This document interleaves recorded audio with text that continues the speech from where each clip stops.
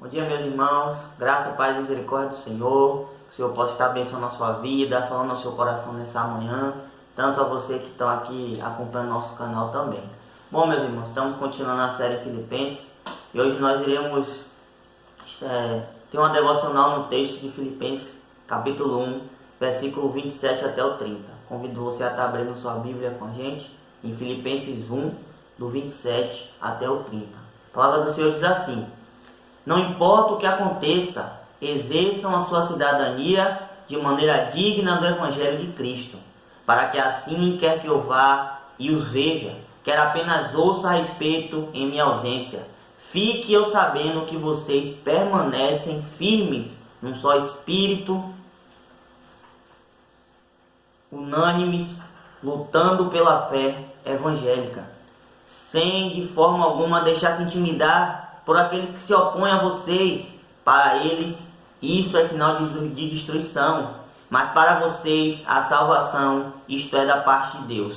Pois a vocês foi dado o privilégio de não apenas crer em Cristo, mas também de sofrer por Ele, já que estão passando pelo mesmo combate que me viram enfrentando, agora ouvem que ainda enfrento. Meus irmãos, segundo estatísticas, hoje tem havido um crescimento muito grande no meio evangélico do nosso país. Porém, o que nós temos visto é que apesar desse número ele vem crescendo tanto, o que nós podemos perceber é que na prática, muitos daqueles que se dizem, muitos daqueles que se intitulam cristãos, eles vivem de maneira totalmente incoerente. E nessa devocional de hoje, nós veremos que temos que não apenas falar que somos cristãos, mas nós temos que viver o Evangelho na prática. Nós temos que viver o Evangelho no nosso dia a dia. Então, meus irmãos, hoje, nesse texto de Filipenses, Paulo ele vai nos mostrar que devemos viver de modo digno entre dois grupos de pessoas. No versículo 27 ele vai nos mostrar que temos que viver de modo digno diante dos crentes, e do 28 ao 30 temos que viver de modo digno diante dos incrédulos. Primeiro grupo que ele vai falar, que nós devemos viver de maneira digna, é no meio dos crentes. A palavra do Senhor vai dizer o seguinte: não importa o que aconteça, exerçam a sua cidadania de maneira digna do Evangelho de Cristo, para que assim, quer eu vá e os veja, quer apenas ouça a respeito em minha ausência, fique eu sabendo que vocês permanecem num só espírito, lutando unânimes pela fé evangélica. Meus irmãos, precisamos se comportar hoje como cidadãos do reino de Deus. Nós que se intitulamos crentes no Senhor Jesus, precisamos se comportar e viver o Evangelho todos os dias das nossas vidas. Precisamos se comportar como cidadãos do reino de Deus. Nós precisamos viver de modo digno, para fazer com que outras pessoas enxerguem essa forma como nós nos comportamos todos os dias. Não podemos apenas falar que somos cristãos, mas precisamos ser exemplos de verdadeiros convertidos ao Senhor. Precisamos ser exemplos de pessoas que progridem na fé cristã. Precisamos se comportar como verdadeiros cristãos, mesmo quando estamos distantes da nossa liderança, mesmo quando não estamos muito perto dos nossos irmãos, ou quando estamos no meio de ímpios. Precisamos ainda assim nesse meio expressar na prática o Evangelho. Precisamos expressar nesse meio que vivemos na prática, mesmo distante de todos esses grupos dos quais se intitulam também cristãos. Precisamos viver o Evangelho, precisamos viver de modo digno, como diz o texto, exercer a nossa cidadania de maneira digna. Duas aplicações desse primeiro tópico: líderes, vivam de modo digno diante de outros crentes, pois isso vai produzir no meio desses outros estímulo e incentivo para que outros sirvam ao Senhor com muito mais empenho. Então, nós que somos líderes, você que lidera algum ministério, viva de modo digno diante dos outros crentes, para que outras pessoas olhem para a sua vida e isso a estimule a servir ao Senhor com muito mais empenho.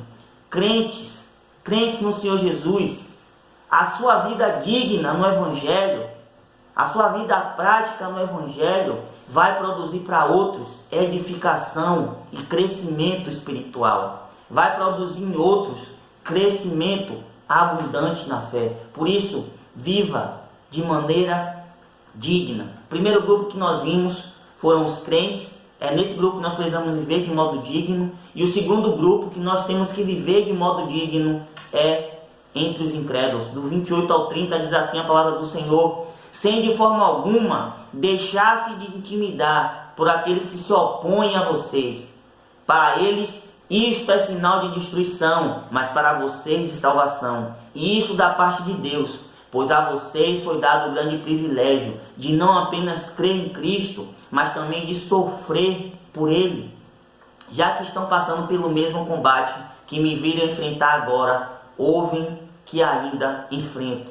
Meus irmãos, muitos incrédulos, muitos dos que não são do nosso meio, que não são da nossa família cristã, eles vão considerar a tribulação, vão considerar a aflição como prova evidente da perdição. E nessa época aqui, era como se houvesse uma teologia da prosperidade da época, que vai dizer que se você passa por tribulações, é algo que vai demonstrar então que você é derrotado, ou que pode ser que você perdeu a salvação.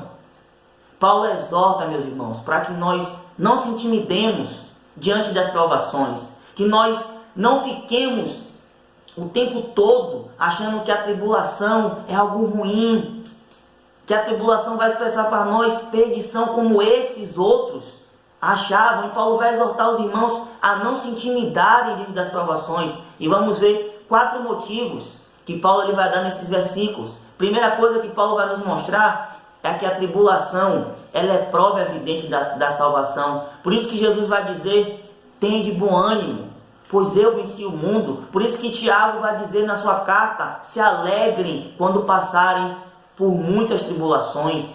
Meus irmãos, precisamos ver que a tribulação é prova evidente da nossa salvação em Cristo. As tribulações, elas vêm da parte de Deus. Elas vêm da parte de Deus. Deus ele vai permitir, terceiro, que a tribulação ela venha até nós para que o nosso coração seja tratado e que ao que o nosso coração ser tratado, nós sejamos então mais parecidos com o nosso Mestre Jesus Cristo. As tribulações, elas são graça concedida ao crente. 2 aplicações para a gente sobre os incrédulos, aqueles que são descrentes. Primeiro, diante dos descrentes, o nosso testemunho vai atraí-los. Então, meus irmãos, como é triste, como muitos daqueles que professam a verdadeira conversão dão tão mau exemplo, se comportam tão mal ali no meio que estão, vivem práticas passadas o tempo todo. Segunda aplicação, diante dos descrentes, o nosso testemunho pessoal vai ter a função de juiz que vai acusar eles dos seus próprios pecados. Então, meus irmãos, para a gente concluir, precisamos viver de modo digno diante dos crentes e descrentes, que nós possamos lembrar que nós somos novas criaturas. Eis que as coisas velhas se passaram e tudo se fez novo, meus irmãos. As fofocas, as invejas, as mentiras, roubo, tudo aquilo que nós antes fazíamos, a palavra do Senhor vai nos dizer que são coisas passadas. Tudo se fez novo nas nossas vidas, porque nós somos novas criaturas. Meus irmãos, nós precisamos viver o evangelho que estamos pregando, porque só assim, somente assim, outros serão transformados.